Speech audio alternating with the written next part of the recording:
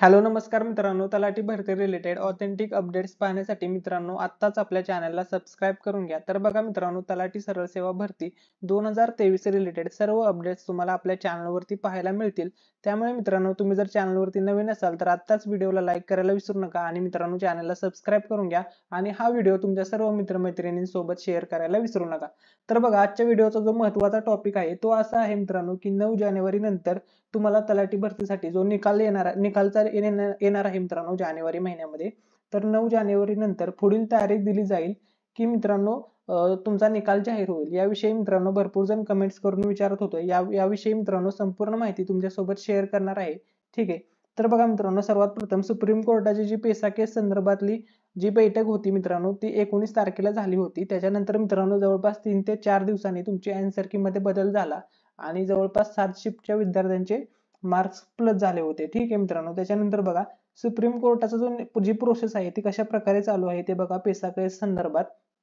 तर सर्वात प्रथम त्यांनी जी पहिली तारीख दिली होती मित्रांनो ती दिली होती 5 डिसेंबर। ठीक आहे, त्याच्यानंतर तुमचा निकाल 5 डिसेंबरला येणार होता, म्हणजे 5 डिसेंबरला पेसा केस संदर्भात अपडेट येणार होती। परंतु मित्रांनो त्यांनी अजून कालावधी वाढवून घेतला आणि त्याच्यानंतर जी नेक्स्ट तारीख दिलेली आहे मित्रांनो ती दिलेली आहे 9 जानेवारी 2024। तर ठीक आहे, जवळपास मित्रांनो 30 ते 35 दिवसांचा त्यांनी कालावधी घेतलेला आहे। त्यामुळे मित्रांनो अशा प्रकारचे कोणतेही चान्सेस नाहीत की ते अजून परत एकदा डेट वाढवतील किंवा पेसा केस लांबेल किंवा याविषयी मित्रांनो अजिबात चान्सेस नाहीत, कारण की त्यांनी ऑलरेडी मित्रांनो त्यांचा वेळ घेतलेला आहे, एक्स्ट्रा वेळ मागून घेतलेला आहे कोर्टाने। जवळपास 30 ते 40 दिवसाचा त्यांनी कालावधी घेतलेला आहे। त्यामुळे मित्रांनो तुमचा निकाल 9 जानेवारी नंतर एकदा का सुप्रीम कोर्टाचा निकाल जाहीर झाला की लगेच मित्रांनो तुमचा निकाल जाहीर होईल। 2 ते 3 दिवसाची प्रोसेस असेल। ठीक आहे, आणि मित्रांनो बघा तलाठी पद भरतीमध्ये नॉर्मलायझेशन विषयी भरपूर जण कमेंट्स करून विचारत होते। तर बघा भरपूर विद्यार्थ्यांना मित्रांनो 130, 140, 150 मार्क आहेत। तर या विद्यार्थ्यांची जी शिफ्ट होती मित्रांनो ती अवघड होती। तर या विद्यार्थ्यांचे मार्क वाढतील हे तुम्ही लक्षामध्ये घ्या।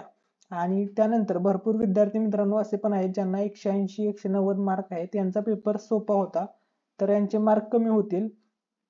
मी तुम्हाला अगोदर बोललो होतो की अपात्र कोणते विद्यार्थी होणार आहेत। ठीक आहे, त्यानंतर बघा मित्रांनो ज्या विद्यार्थ्यांना 100 आणि 100च्या खाली मार्क आहेत ते अपात्र होणार आहेत।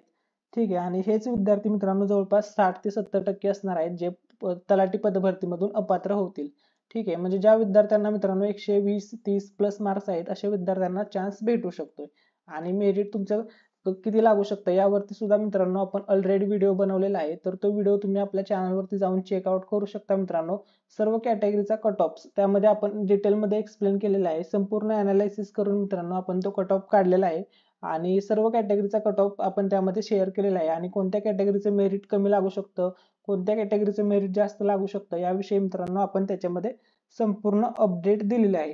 तर बघा अंतिम रिझल्ट तयार आहे मित्रांनो तुमचा, फक्त जी अडचण आहे ती आहे पेसा केस। सामान्य प्रशासन विभागाकडून भूमी अभिलेखला निर्देश आले की लगेच मित्रांनो तुमचा निकाल लावतील। ठीक आहे मित्रांनो, तुम्हाला तुमचा निकाल जानेवारी महिन्यामध्ये पाहायला मिळेल आणि मित्रांनो तुमचे जे तलाठी भरतीचे नियुक्ती पत्र आहे मित्रांनो ते तुम्हाला 26 जानेवारीला दिले जातील। ठीक आहे, या व्यतिरिक्त मित्रांनो तुमचा कोणता डाऊट असेल तर तो तुम्ही कमेंट सेक्शन मध्ये विचारा। माहिती आवडली असेल तर हा व्हिडिओ तुमच्या सर्व मित्रमैत्रिणींसोबत शेअर करा। थँक्यू सो मच, धन्यवाद।